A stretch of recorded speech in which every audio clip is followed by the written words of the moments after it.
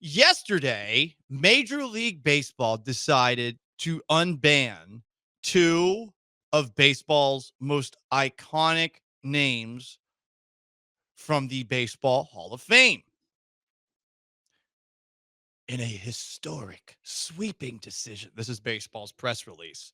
Baseball Commissioner Rob Manfred on Tuesday removed Pete Rose and Shoeless Joe Jackson, among other deceased players, from Major League Baseball's permanently ineligible list. Actually curious as to who's on that permanently ineligible list. Manfred wrote a letter to an attorney who had petitioned for Rose's removal, saying this, quote, obviously, a person no longer with us cannot represent a threat to the integrity of the game, end quote. What? Dead people can't threaten the integrity of the game? Huh. Interesting. Continued, Manfred in this letter, quote, moreover, it is hard to conceive of a penalty that has more deterrent effect than one that lasts a lifetime with no reprieve, end quote. Wow. Basically saying, yeah, well, they were living, knowing they couldn't get into the Hall of Fame while they're alive. That's the worst punishment of all. Damn, Rob, that's a little dark. Yeah, it's like it's only about sending a message to them while they're alive. Right, Sean. When they're dead, no use for Once it. they're dead, who cares? They're gone. Put them in. Who cares? Doesn't matter. So Manfred's decision will allow Pete Rose, Shoeless Joe Jackson, and others to be considered by the Historical Overview Committee, which will develop a ballot of 8 names for the Classic Baseball Era Committee. How many effing committees are there? What is this, Congress? So there's a Historical Overview Committee, the Classic Baseball Era Committee. We'll get back to that in a moment. How many committees are there to vote on when it meets next in December of 2027? Wait, you can't vote now? How about December of 2026? How about December of 2025? They need all the information for all these dead guys that they're going to be voting The dead on. guys who are already dead, who haven't played? Yeah, something might change. There's more red tape than in actual government here. Baseball, come on, man. This is a sport that shouldn't be so behind the times that it takes you 2 years to vote dead people in. It's like when the stories we hear when like Texas legislator, like, oh, they don't meet back again until like next March because they're in recess or something yeah, like that. Wait, what? There's a Baseball Hall of Fame shutdown. Are you kidding me? You have entire off seasons. Like, what are we doing here? Yeah, there's going to be a lockout between now and then. Right.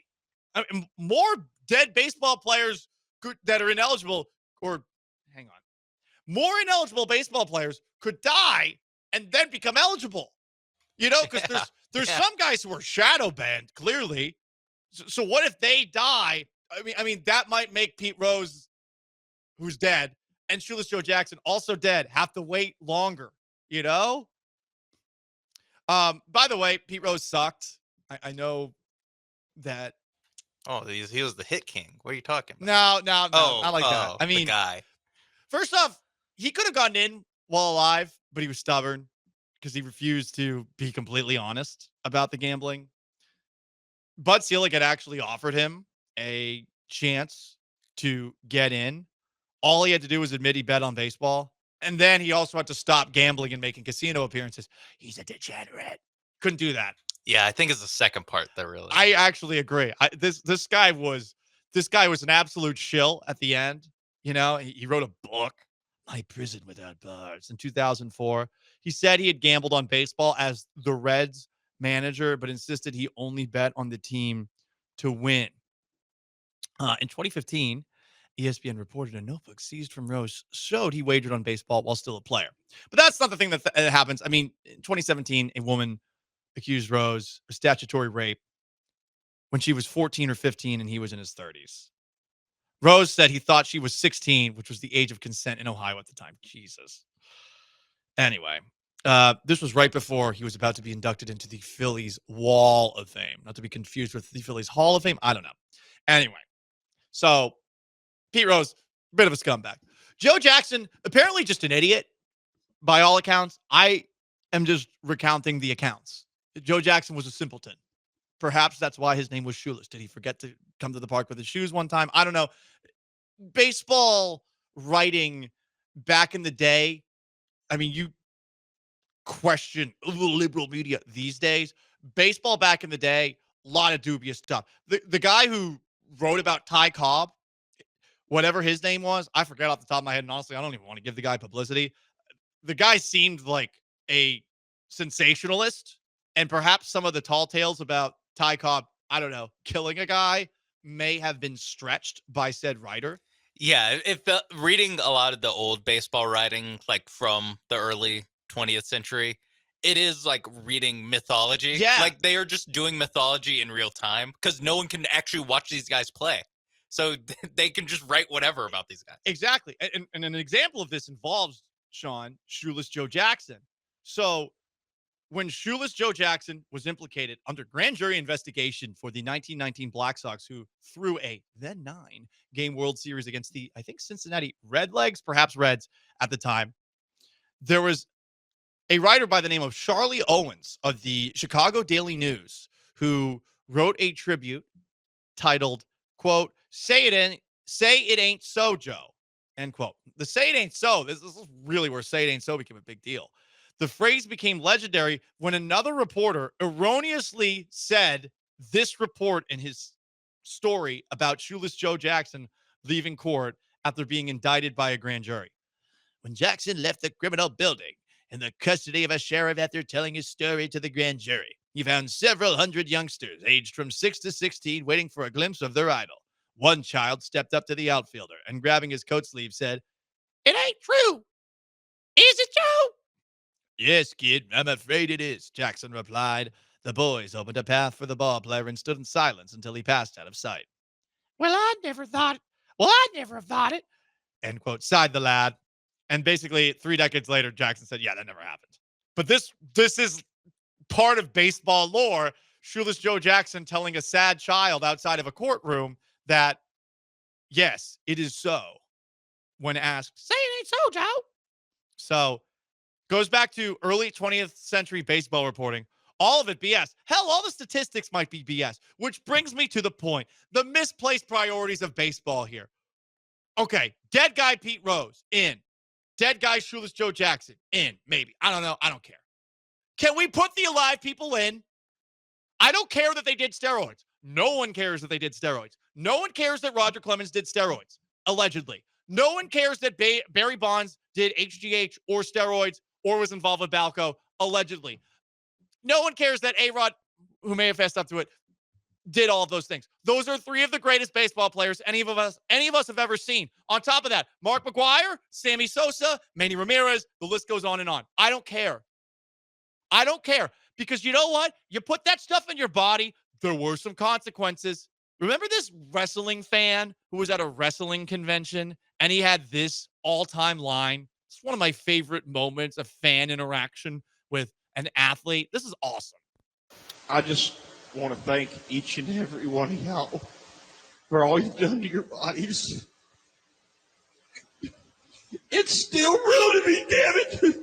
So it's still real to me. I don't care that they did the steroids. Can we prioritize the alive people? No one cares that people did steroids in the 90s. People liked baseball back then. No one cares about that. So can we change our priorities for the people that we remember having played and prioritize them over the dead people? I'm not trying to disrespect the dead people. They're dead. Are they going to haunt Rob Manfred in his home? Is Pete Rose going to say, "Ooh, Rob, you don't let me in. I'm going to haunt you till the rest of time. Every time you take a dump, I'm going to be here, Rob." Ooh. You know? Yeah. No, I don't believe in ghosts, Sean. I don't. Shoeless Joe Jackson his ghost already possessed a cornfield back in the day. So the Field of Dreams, not real.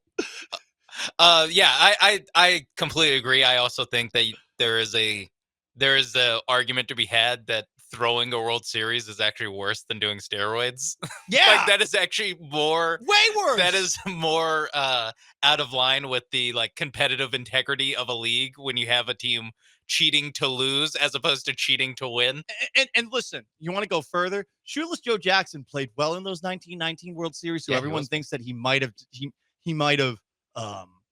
you know, Been unaware or Been been putting on a show. But here's what I think. I think that he didn't honor a signed agreement that he had with the Chicago Mafia.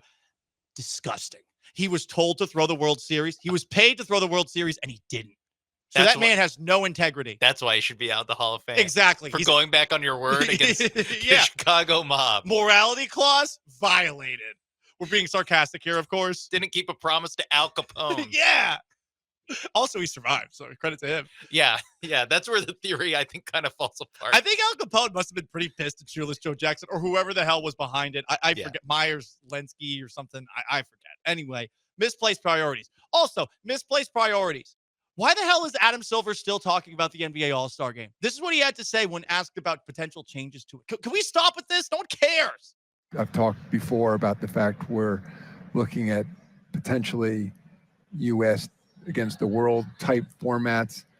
NHL had great success with the four-nation face-off this past season.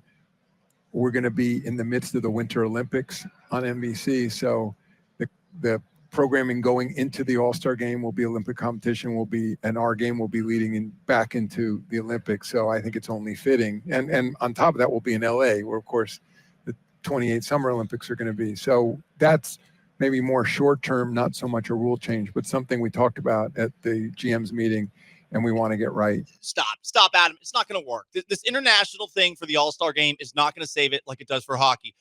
We are not the best country in the world at hockey. Thus, it is more entertaining to watch the United States play teams like Canada that are better than them. Or if Russia was allowed in, but they're not because of the war thing, that would be fun.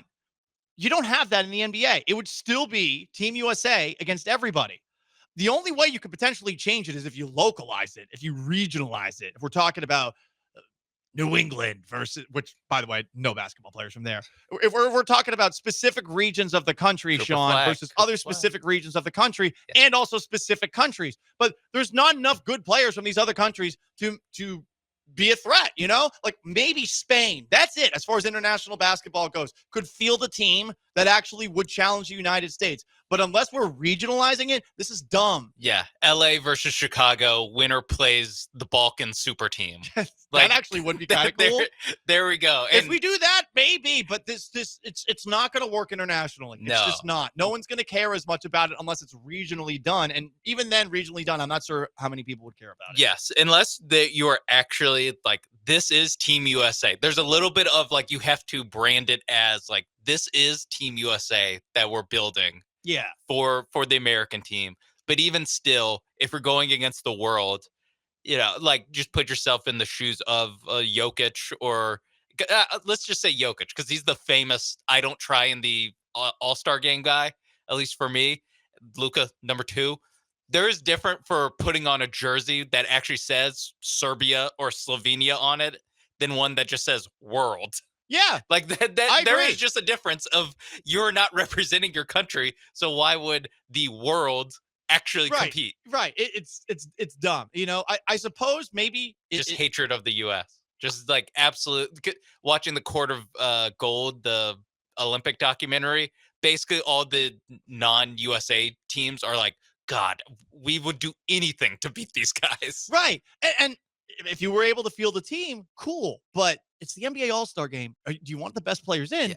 It's just not. It's not going to work. You know, guys are still going to have a vacation the next day, exactly. So they're not going to be trying as hard. So I don't know. I mean, the Ryder Cup works, right? Where that's USA. Yeah, pretty. I think it's a successful versus tournament. Europe, but I don't think you can create that. I don't think you can recreate that. I don't think there's enough anti-American feelings amongst American basketball players, people who are playing in American Basketball League, because they're like, oh yeah, this is way better. I get paid a ton of money. I just think they probably all enjoy the United States of America. They probably miss their homes to a degree. It would be pretty cool, I think.